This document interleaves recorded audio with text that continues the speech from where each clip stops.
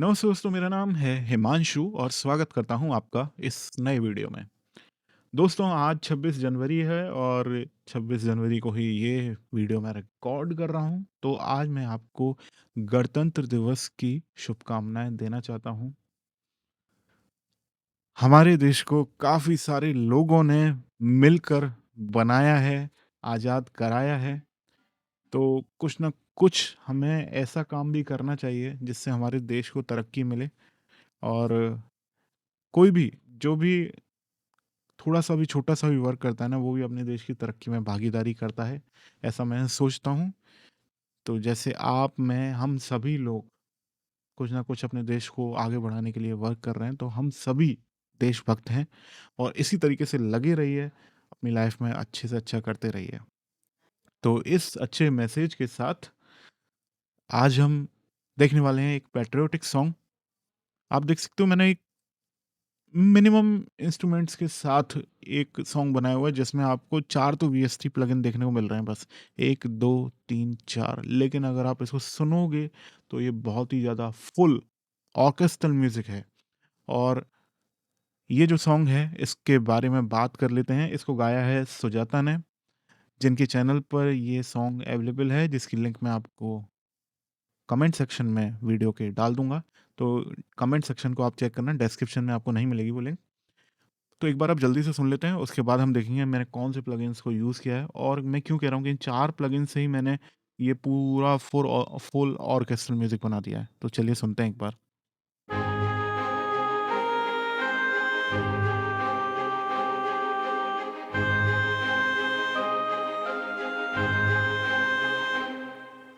वन्दे मातरम् वन्दे मातरम् सुजलां सुफलां मलयज शीतलां सस्यश्यामलां मातरम्। तो ये हमारा राष्ट्रगीत है, जिसको मैंने प्रोड्यूस किया है और इसमें जो भी सिंगिंग में चेंजेज़ हैं, कंपोज़िशन में चेंजेज़ हैं, वो सुजाता ने किए। तो मैं इस सॉन्ग की लिंक अपने कमेंट सेक्शन में डाल दे रहा हूँ, पिन भी कर दूँगा कमेंट को। तो आप सुजाता के चैनल को सब्सक्राइब कीजिए और सपोर्ट कीजिए उसे भी। तो अब देख लेते हैं कि एलिमेंट्स कौन-कौन से यूज़ किए हैं और ये किस तरीके से इतना हेवी सुनाई दे रहा है। तो देखो, सबसे पहले तो हम आते हैं, जो यहाँ पर मैंने फ्लूट भी नहीं कहेंगे यार, उसका नाम भूल गया हूँ मैं। एक विंड इंस्ट्रूमेंट है जिसको मैंने प्ले किया हुआ है। बहुत ही ज़्यादा सिंपल कंपोज़िशन है। ऑर्केस्ट्रल एलिमेंट्स होते हैं ना, उनमें आप ज़्यादा नोट्स को मत प्ले किया कीजिए, जो बैकग्राउंड में जो प्ले हो रहे हैं इंस्ट्रूमेंट।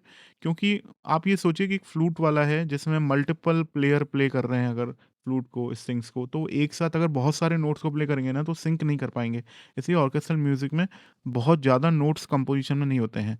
अब जैसे ये फ्लूट वाला है, ये एक बार मैं आपको सुना देता हूँ। ओबोए बोलते हैं इसको, है ना? ये सुनिए। ये मैंने फैक्ट्री लाइब्रेरी का प्रीसेट यूज़ किया हुआ है मैंने। मैं पता नहीं हकला क्यों रहा हूँ।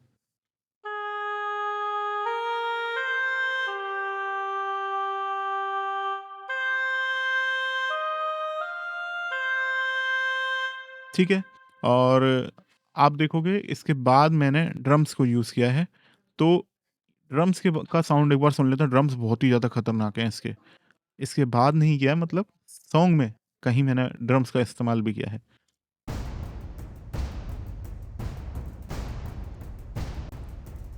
और देखो एंड में क्या हो रहा है।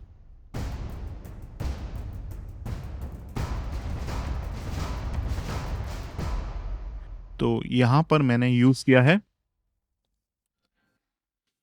ड्रम्स का, और ये यूजेम का प्लगइन है। यूज़ेम के प्लगइन्स में ये ख़ास बात है कि आपको बने हुए पैटर्न्स मिलते हैं। तो ये जो सॉन्ग है, मैंने कल ही प्रोड्यूस किया है, कल ही मिक्स मास्टर किया है, तो जल्दी-जल्दी मैंने इस पर वर्क किया था।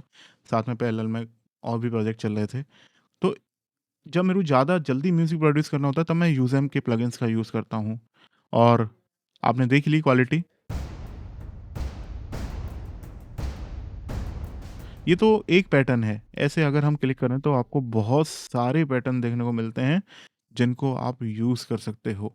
तो ये ड्रम्स थे, परकशन अगर मैं इस तरीके के प्ले करने बैठता ना, तो मेरे को बहुत ज़्यादा टाइम लगता। अब इसके साथ ही हम आते हैं अगले प्लगइन पर, जो कि है ब्रास, और सुनते हैं ब्रास को।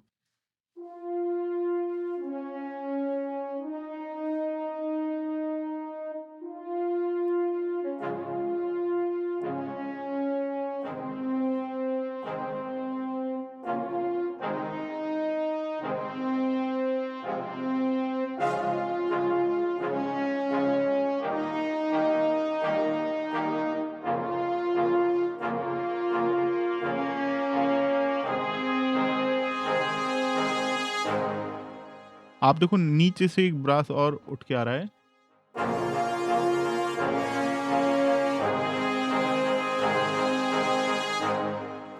और एक बार मैं आपको मिडी फाइल दिखा देता हूँ इसकी, कि मैंने मिडी इवेंट्स में क्या-क्या प्ले किया हुआ है, तो आप देख लो। तो जनरली इसमें ऊपर मैंने कॉर्ड्स प्ले किए हुए हैं, और नीचे मैंने जो इनके पैटर्न्स ट्रिगर हो रहे हैं, आर्टिकुलेशंस भी बोलते हैं, उनको किया हुआ है ट्रिगर। तो अगर आते हैं प्लगइन क्या है, तो प्लगइन आप देखोगे अगेन ब्रास, ब्रास। तो यूज़ेम का मैंने सिम्फोनिक एलिमेंट सीरीज़ का ब्रास यूज़ किया है, और अगेन जैसे ही आप देखोगे यहाँ पर बहुत सारे आपको ब्रास के पैटर्न भी देखने को मिलते हैं। अगर मैं इतना प्ले करूँ तो पता नहीं मेरे को कितना टाइम लग जाएगा इतना सोच के पूरा करने में प्ले। तो जल्दी-जल्दी मैंने पूरा प्रोजेक्ट कर लिया, और सबसे ज़्यादा हेवी साउंड जो आ रहा है वो है स्ट्रिंग्स का, जो कि कुछ ऐसा है।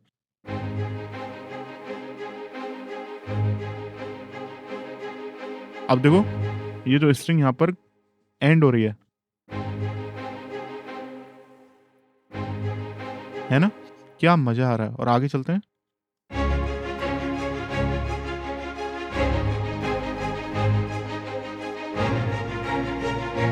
एलिमेंट जुड़ते जा रहे हैं ना?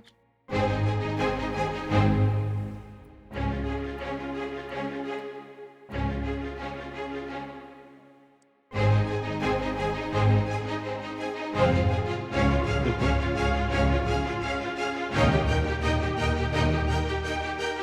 और लास्ट वाले पैटर्न पे चलते हैं।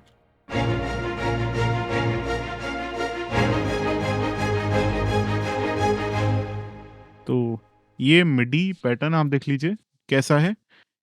तो सिंपल आप देख सकते हो, नीचे आर्टिकुलेशन ट्रिगर कर रहे हैं, ऊपर कॉर्ड्स हैं, और कितनी जल्दी ये म्यूज़िक बन चुका है। तो यहाँ पर स्ट्रिंग्स का जो प्लगइन है वो है यूज़ेम सिम्फोनिक एलिमेंट सीरीज़ का स्ट्रिंग्स। तो इन 3 पैटर्न्स, इन 3 इंस्ट्रूमेंट्स का कहना चाहिए, इन 3 इंस्ट्रूमेंट्स का ही यूज़ करके मैंने कितना ज़्यादा हेवी साउंड करने वाला एक पूरा ऑर्केस्ट्रल म्यूज़िक बना लिया है। तो एक बार अपन सुनें। सुखदां वरदां मातरं वन्दे और वोकल को साइलेंट करके सुनें।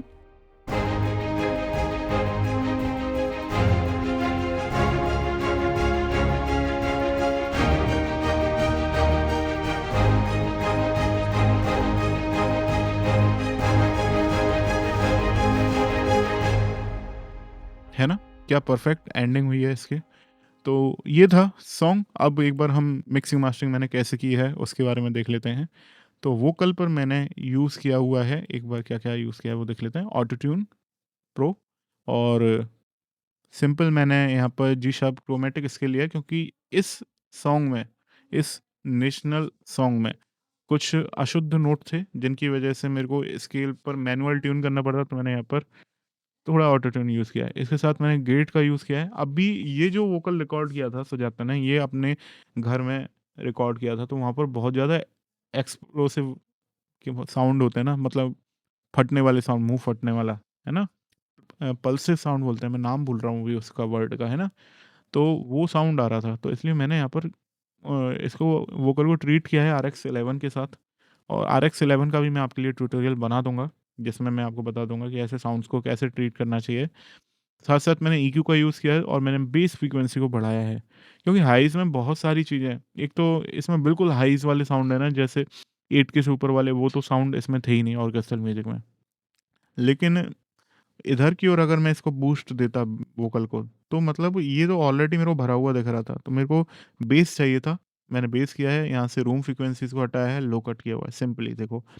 चलते हैं आगे, तो ये वोकल को अगर हम सुनते हैं, रम आगे चलते हैं थोड़ा-सा, पीछे से चालू करते हैं। वन्दे मातरम्। अब अगर आप देखोगे तो वोकल में बहुत ज़्यादा डायनामिक्स हैं। तो मैं जनरली कहता हूँ कि इतनी ज़्यादा डायनामिक्स रिकॉर्डिंग के टाइम पर नहीं आए, वो ही बेहतर है, लेकिन आ जाती हैं तो मैंने अब या तो मैं इसको मैनुअली ट्यून करूँ, सॉरी मैनुअली फिक्स करूँ, सारा वॉल्यूम बैलेंसिंग करूँ। लेकिन टाइम की कमी की वजह से मैंने यहाँ पर कंप्रेसर का यूज़ किया, और कंप्रेसर से मैंने हैवी कंप्रेस किया हुआ है 3:1 के साथ, और ये अटैक और रिलीज़ की आप वैल्यू देख लीजिए। जिसके बाद मैं आता हूँ डीएसआर पे। जब आप कंप्रेसर का अच्छे तरीके से यूज़ कर लेते हो ना, तो आपको डीएसआर थोड़ा-सा ही यूज़ करना पड़ता है। क्योंकि कंप्रेसर ऑलरेडी सारे साउंड को, फ्रीक्वेंसीज़ को कंप्रेस कर देता है। उसके बाद थोड़ी प्रॉब्लमैटिक फ्रीक्वेंसी हैं जो हाइज़ में, उनको आप इस डीएसआर का यूज़ करके कर सकते हो। साथ-साथ बाकी आप यहाँ पर सैचुरेशन का यूज़ कर सकते हो। सैचुरेशन में मैंने फ़िल्टर किया हुआ है, इतना -3 किया हुआ है। हाई फ्रीक्वेंसीज़ को कट ऑफ कर दिया है मैंने। तो इससे क्या है कि वोकल में हाईज़ में जो सैचुरेशन है वो ज़्यादा बढ़ नहीं रहा है। वोकल में फिर बेसीनेस आ रहा है, मेरे को बेसीनेस चाहिए था, तो इसलिए आ रहा है। साथ में थोड़ा-सा, बहुत थोड़ा-सा मैंने डिले यूज़ किया हुआ है। तो ये था मेरा वोकल का प्रीसेट। आप देखोगे बहुत ही ज़्यादा मिनिमम मैंने इंस्ट्रूमेंट्स का यूज़ किया है, प्लगइन्स का यूज़ किया है इफ़ेक्ट्स में। मैं ऐसा ही करता हूँ। और आप ये देखोगे यहाँ पर ड्रम्स में तो मैंने कुछ यूज़ किया ही नहीं है, क्योंकि यूज़म के जो प्लगइन है वो ऑलरेडी मिक्स मास्टर होके आते हैं। उनमें आपको कुछ भी मिक्स होके आते हैं, मास्टर कहना सही नहीं है। आपको कुछ उसमें ज़्यादा करना नहीं पड़ता। तो यहाँ पर मैंने ड्रम्स के अंदर ही खाली न्यूटन 5 क्यों यूज़ किया हुआ है। मैंने स्ट्रिंग्स के ऊपर यहाँ पर साइड चेन किया हुआ है। तो आप देखोगे साइड चेन में मैंने अनमास्क का यूज़ किया हुआ है। तो जब ड्रम्स बज रहे हैं, वन्दे मातरम्। तो वहाँ पर जो ड्रम्स का साउंड है वो थोड़ा स्ट्रिंग्स के साउंड को काट रहा है, और वहाँ पर वो फ्रंट में आने की कोशिश कर रहा है। तो यहाँ पर मैंने 21% यहाँ पर इसकी सेटिंग की हुई है, तो जिससे मेरे को थोड़ा-सा ड्रम्स अच्छे तरीके से सुनाई दे रहे हैं। साथ-साथ मैंने एक रिवर्ब की रैक बनाई हुई है, जिसमें आप देख सकते हो,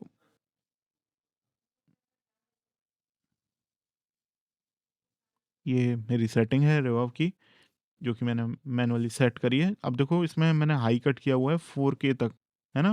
4000 हर्ट्ज़ तक, क्योंकि हाइज़ को मेरे को बिल्कुल हटाना था। अगर मैं हाइज़ रख दूँगा तो शार्पनेस आ जाएगी इस सॉन्ग में। थोड़ा मेरे को ये वार्म सॉन्ग बनाना था, तो अगर आपके सॉन्ग में वार्म एलिमेंट कम है, ब्राइट ज़्यादा है, और आपको उसे वार्म करना है, तो आप रिवर्ब का यूज़ कर सकते हो उसे वार्म करने के लिए।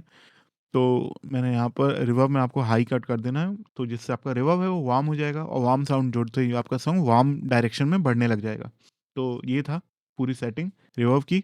इसके साथ हम आते हैं हमारे मास्टरिंग पे। मास्टरिंग पे मैंने यूज़ किया है ओज़ोन 11 का, जिसमें सिर्फ़ और सिर्फ़ मैंने मैक्सिमाइज़र का यूज़ कर दिया है। मैक्सिमाइज़र में आप देखोगे तो मैंने IRC3 क्रिस्प का यूज़ किया है, और ये मेरी सेटिंग रही है। सॉफ्ट क्लिप किया हुआ है थोड़ा-सा, जिससे मेरे को जो पर्कशन के साउंड की वजह से जो डेप्थ आ रही थी, उसकी वजह से पीक्स आ रही थी, उनको मैं कट ऑफ कर सकूँ। और ये सारा पूरा साउंड था जो मैंने आपके सामने बनाया। आई होप आपको ये वीडियो पसंद आई होगी। और दोस्तों, मैं कुछ लोगों के कमेंट्स का रिप्लाई नहीं कर पा रहा हूँ, जैसे जिनमें से एक है अभिमन्यु। अभिमन्यु, बहुत सारे कमेंट आ रहे हैं तुम्हारे, और लेकिन यार क्या करूँ, मैं तुमको रिप्लाई नहीं कर पा रहा हूँ। पता नहीं तुमने कोई ऐसी सेटिंग करी हुई है, और मैं उस पर रिप्लाई नहीं कर पा रहा हूँ तुम्हें। तो मतलब या तो अपने आप को इस तरीके की सेटिंग करो कि मैं उस पर रिप्लाई कर पाऊँ, है ना? मेरी तरफ से ब्लॉक नहीं हो, मेरी तरफ से ब्लॉक होते तो कमेंट ही नहीं कर पाते। तो अभिमन्यु, मैं लाइव आने की कोशिश करूँगा। अभी क्या है कि थोड़ा-सा मैं चीज़ों में बिज़ी चल रहा हूँ, लेकिन देखो आगे का प्लान पूरा लाइव म्यूज़िक प्रोड्यूस करने का ही है। इस दौरान मैं काफ़ी सारी चीज़ें लर्निंग के फ़ेज़ में भी हूँ, बहुत सारी चीज़ें सीख रहा हूँ। आप लोगों के साथ मैं उन लर्निंग्स को शेयर भी करूँगा। तो अभी थोड़ा-सा वेट करना पड़ेगा आप लोगों को, और प्लीज़ बुरा मत मानना, क्योंकि मैं रिप्लाई नहीं कर पा रहा हूँ। कमेंट देखते हुए भी मैं जैसे ही रिप्लाई पे क्लिक करता हूँ, वो पोस्ट होता ही नहीं है। मैं एक बार भले ही करके दिखा देता हूँ। देखो, ये सिर्फ़ और सिर्फ़ तुम्हारे कमेंट के साथ हो रहा है। जैसे मैं तुमको थैंक यू भी लिखना चाहूँगा, तो मैं नहीं कर पा रहा हूँ। ये ऊप्स समथिंग वेंट रॉन्ग, ये इस तरीके का आ रहा है। तो बाकी मैं किसी को भी लिखता हूँ, जैसे मैं इनको लिखता हूँ, रिप्लाई कर रहा हूँ, सभी को रिप्लाई हो रहा है, बस तुमको ही नहीं हो पा रहा है। तो इसलिए मेरी बात का बुरा मत मानना, ये सॉफ्टवेयर में ही कोई बग है या तुमने कोई सेटिंग ऐसी करी हुई है जिसकी वजह से मैं तुमको रिप्लाई नहीं कर पा रहा हूँ। तो मिलेंगे नेक्स्ट वीडियो में, तब तक रखना है आपको अपना ख़्याल, प्यार बनाए रखिए, टेक केयर, बाय बाय।